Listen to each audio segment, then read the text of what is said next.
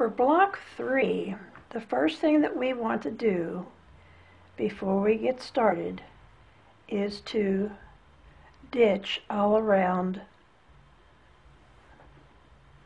this star. Not down the center, but just around the outer perimeter of the star. So we're going to get started with that. And again, this is something that you can do using your rulers, or if you're comfortable ditching, just doing a straight line on your own, you can just do that. We're just going to stitch down.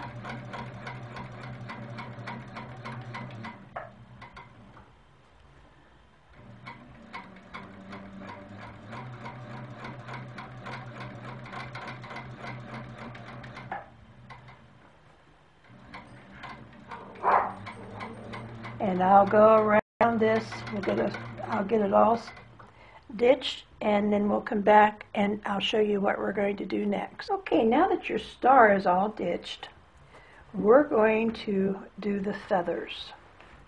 Now I can hear you clear from where you're at over here. Oh no, feathers! But we've worked on them.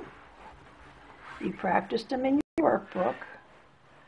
We're going to take it one step at a time.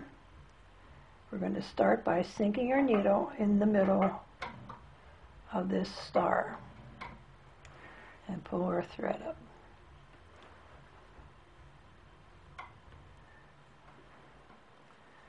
Okay, are you ready? We're going to do the feathers on this side first. So here we go. We're going to do the old mantra. A bird wing is going to go around the sun and come back. That wasn't so bad, was it? Let's try it again. Now we're just going to follow this up. So we have a bird wing again, around the sun, and back down again.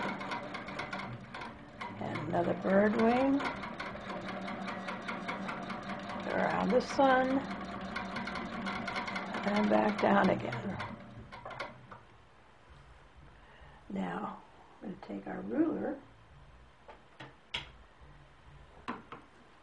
and we're going to stitch back down to the beginning.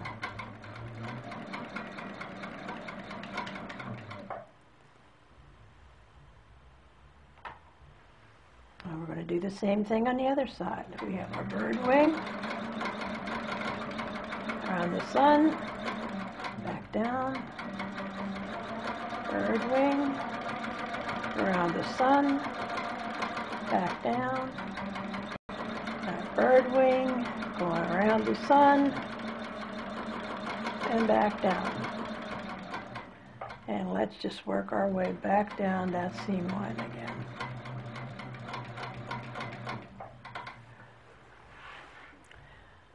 Now that wasn't so hard, was it? Now we're going to go ahead and we're going to do that in these other 3 segments.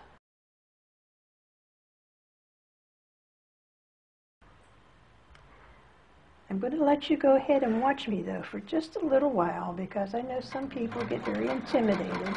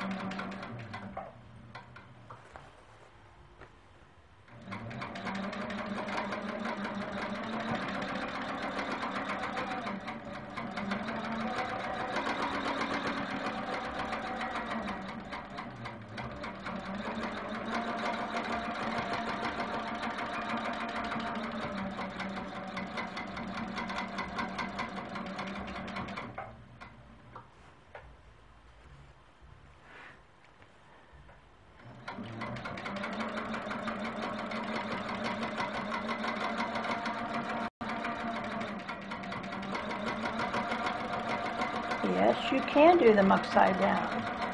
It's still the same thing. We've got a bird wing, and we're going around the sun, and we're coming back down again.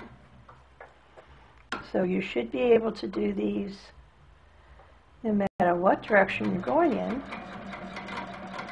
But the quilt police will not come if you have to turn your quilt so that you can do them in the other direction. You should try to learn, though, to do all your quilting stitches in every orientation.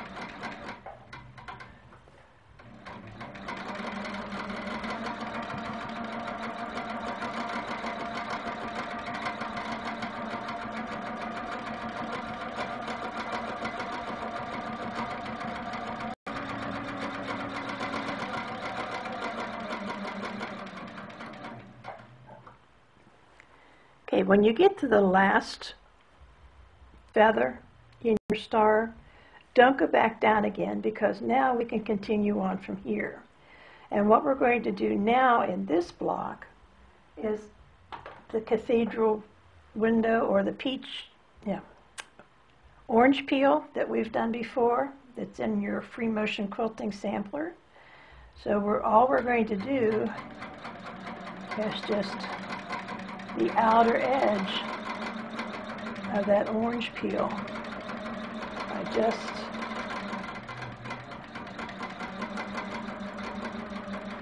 doing a slight curve in each corner. Now you can go ahead and fill that corner in by just doing straight lines back and forth, or you can do pebbles, or you could do a meandering stitch.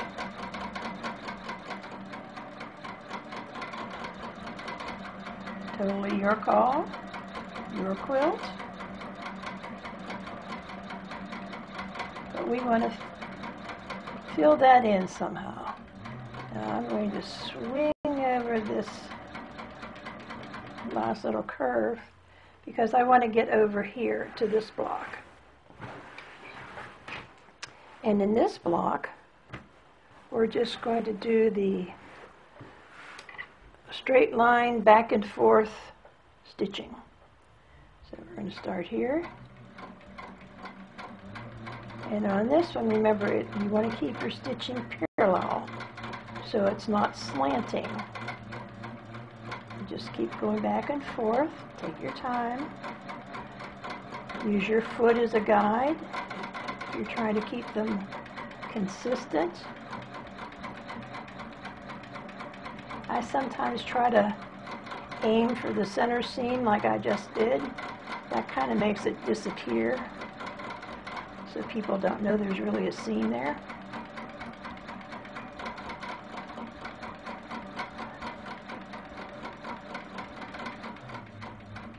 And now that takes us over to the other corner. And at that corner we can do the orange peel again, fill it in, end up back over here and do your straight line stitching and continue on around the rest of the block. Now I'm going to show you something. I thought I had this all thought out, but apparently I didn't. When I started out going around with the orange peel, you see the direction, or maybe you can't, but the direction I started stitching this in was parallel to the center. When I got around to the next point, I realized I had done it in a different direction, but it allowed me to go straight in to the next section without having to skip over my scallop again. So it's little things like that. And let me show you what I mean. Right here, when I did the first one, if you recall, when I got done, we ended up here and we had to go over the scallop to get to this point. But by a simple change of direction, like this, when I end up right where I need to be, and I can go right into the next section without any backtracking over my scallop. So it's just little things like that that you learn as you go along in your quilting, even as you're working on a particular project. Right in the middle of the project, you think, this would have been a better way. Why didn't I do that before? But never fear, because the seam ripper is here. And now I fixed it so all the straight line stitching is going exactly the same direction in the orange field blocks.